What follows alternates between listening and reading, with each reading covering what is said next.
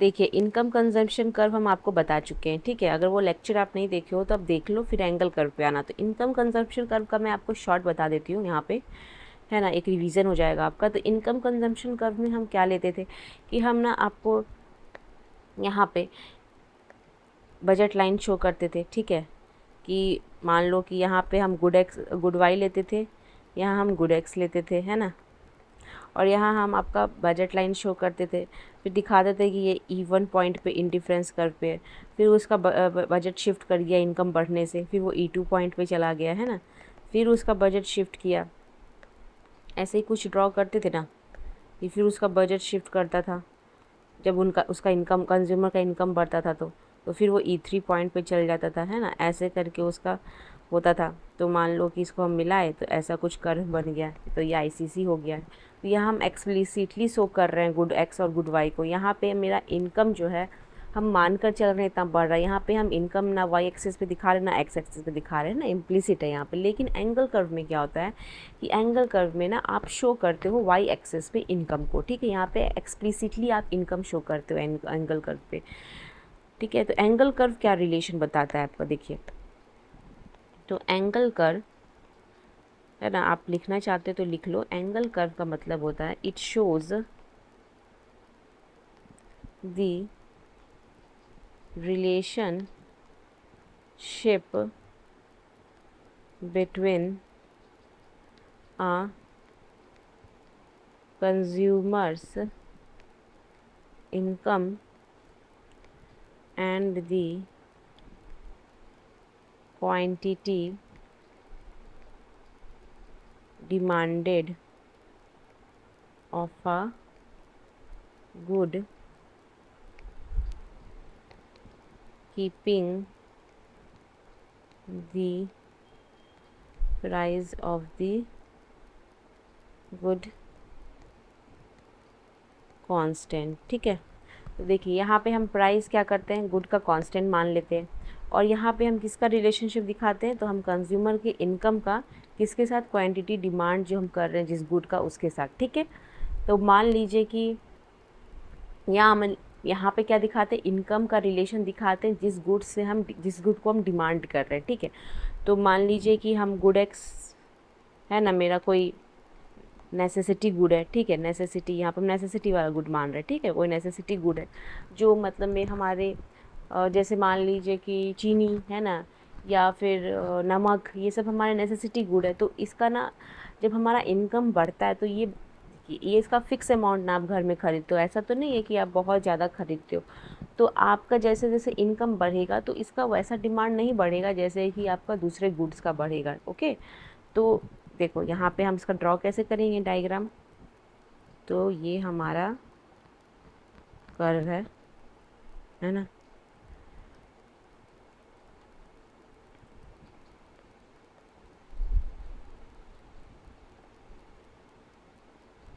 Okay, अब ये Y axis है, ये एक्स एक्सिस है ना।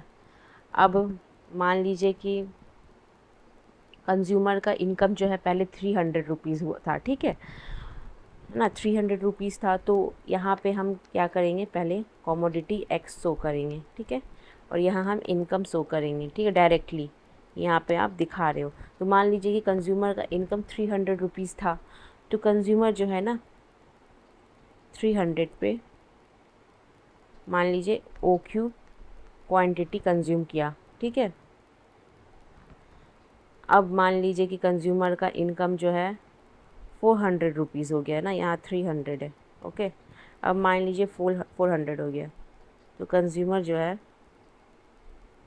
यहाँ Q1 Q2 थोड़ा ज़्यादा कंज्यूमशन करा, ठीक है, इनकम बढ़ने से, तो 400 रुपीज़ हो गया, ठीक है। अब मान लो कि कंज्यूमर का इनकम फिर बढ़ा 100 रुपया, और अभी जो है 500 रुपीज़ हो गया।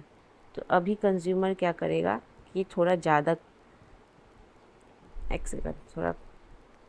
तो थोड़ा कम कंजम्पशन करेगा, ठीक है।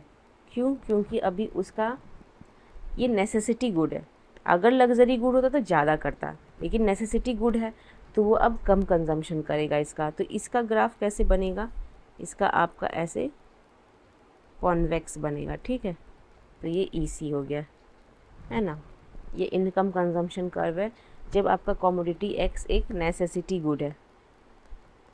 ओके, है ना। पहले ये आर डैश पे था, फिर ये एस डैश पे गया, फिर ये टी डैश पे गया।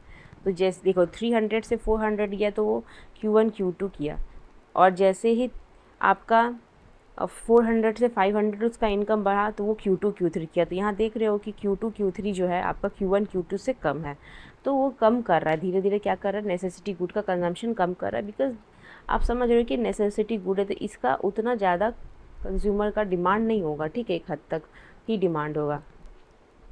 तो आपको समझ में आ गया कि नेसेसिटी गुड का डायग्राम कैसे बनेगा। अब चलिए हम income consumption curve neutral commodity का देखते हैं। तो देखिए आपने अगर आईसीसी पढ़ा है तो वो आप जानते हो कि इनकम कंजम्पशन कर्व उसका कैसे बनता है, ठीक है। उसका मैंने आपको बताया था स्ट्रेट लाइन बनता है, तो एंगल कर्व का भी वैसा ही बनेगा, ठीक है, क्योंकि वही सेम चीज़ है। यहाँ पे हम डायरेक्टली सिर्फ शो कर रहे हैं इनकम के साथ यहाँ पे एक्सप्लिसिटली, ठीक है। तो ये आपका एंगल कर्व जो है, मान लीजिए कि अभी कॉमोडिटी एक्स कोई न्यूट्रल कॉमोडिटी है, ठीक है। तो यहाँ पे आपका कैसे डायग्राम बनेगा कि यहाँ पे हम कॉमोडिटी एक्स लिखेंगे, है ना। इसका हम स्ट्रेट लाइन बनेगा, ठीक है। ये आपका वर्टिकल दिख रहा है, स्ट्रेट लाइन बन रहा है। और यहाँ पे आपका इनकम है, तो पहले मान लीजिए 300 था, चाहे आपका इनकम 400 हो, चाहे आपका इनकम 500 हो, इस पर कोई फ़र्क नहीं पड़ेगा, ठीक है। ये हमेशा स्ट्रेट लाइन ही रहेगा। ये न्यूट्रल कॉमोडिटी है, ये आपका इनकम इंक्रीज़ हो, है ना, तो भी इसका कंजम्पशन पे आपका कोई फ़र्क नहीं पड़ता। ओके, कंज्यूमर उतना ही कंज्यूम करते जाएगा इसको, ठीक है। आप समझ गए गाइस, है ना। ये वाला आप बना लोगे। चलिए अब आगे बढ़ते हैं, है ना, दूसरे कॉमोडिटी के में देखते हैं। तो एंगल कर्व आप अगर आईसीसी पढ़ रहे हो तो निकाल लोगे। अब लग्जरी गुड का, तो मैंने आपको लग्जरी गुड का इसमें बताया था कि कैसा कर्व बनता है आईसीसी में, ठीक है। तो इसका कैसा बनेगा कर्व, ये आपका ना ऐसा बनेगा, ठीक है, ठीक है। इसी कर्व कि जब आप जो है, मान लीजिए आपका इनकम 300 रुपीज़ था, तो आप क्या कितना कंज्यूम कर रहे थे, Q1, ठीक है। फिर आपका इनकम जो है 400 रुपीज़ हुआ, तो आप क्या किए, Q2 किए। और जैसे आपका 500 हुआ तो देखो आपका कंजम्पशन कितना बढ़ गया, है ना। तो देखो इसको और बढ़ाना पड़ेगा, है ना।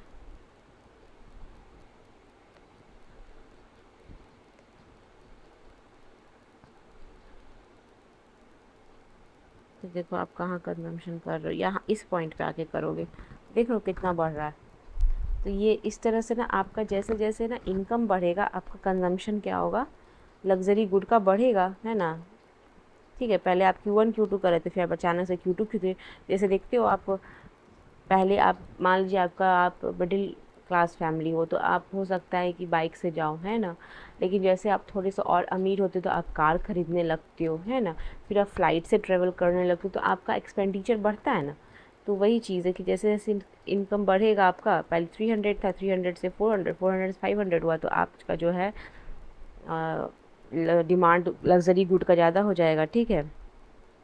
ओके, तो आप पहले मान लीजिए कि E1 पॉइंट पे थे, फिर E2 पे चल जाओगे, अभी E3 पे चल जाओगे। ये आपका एंगल कर्व हो गया।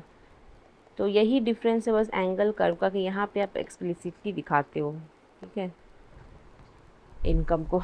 चलिए अब इन्फीरियर गुड का कैसे बनेगा डायग्राम। इन्फीरियर गुड का देखो ये वैसे ही होगा सेम, कि आप इन्फीरियर गुड का मान लो बाजरा है ना। तो इसका डिमांड आप जैसे जैसे इनकम बढ़ेगा आपका तो कम करने लगोगे, इन्फीरियर गुड है, ठीक है। तो आप जैसे मान लो आपका ये ऐसे बैकवर्ड स्लोपिंग होता है, ठीक है। तो पहले मान लो आपका 300 इनकम था तो इतना कर रहे थे कंजम्पशन, फिर 400 हुआ तो इतना किए, और जैसे 500 हुआ तो देखो आपका धीरे धीरे घट रहा है ना, इधर जा रहा है, ठीक है।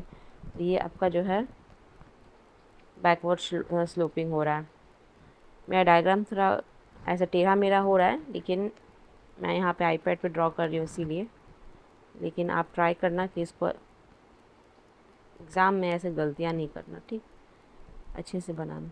तो ये देख रहे हो बैकवर्ड स्लोपिंग हो रहा है, तो ये एंगल कर्व हुआ आपका, ठीक है। तो मान लीजिए जब आपका 300 था तो E1 पॉइंट पे थे आप, जैसे 400 इनकम हुआ आप E2 पे आ गए, और 500 हुआ तो और कम कर रहे हैं इसका डिमांड आप, ठीक है। तो इसी तरह से आपका जो है घट रहा है, ओके। ये Q3 हो जाएगा, ये Q2 हो जाएगा, ये Q1, ठीक है। पहले Q1 कर रहे थे, फिर Q2 किए, फिर Q3 और कम कर दिए, ओके, ठीक है। तो समझ, आई होप कि आपको समझ में आ गया एंगल कर्व, है ना, कि इसका क्वांटिटी घटता है इसका इनकम इंक्रीज़ होने से। जब कंज्यूमर का इनकम इंक्रीज़ होगा तो उसका क्या होगा, इन्फीरियर गुड का डिमांड घटेगा, बैकवर्ड स्लोपिंग होगा, backward bending, okay, backward bending. तो आई होप गाइस कि आपको एंगल कर्व समझ में आ गया। अब आप एंगल कर्व ड्रॉ कर लोगे आराम से। तो चलिए नेक्स्ट क्लास में हम देखेंगे कि कौन सा टॉपिक करते हैं। तो थैंक यू गाइज़।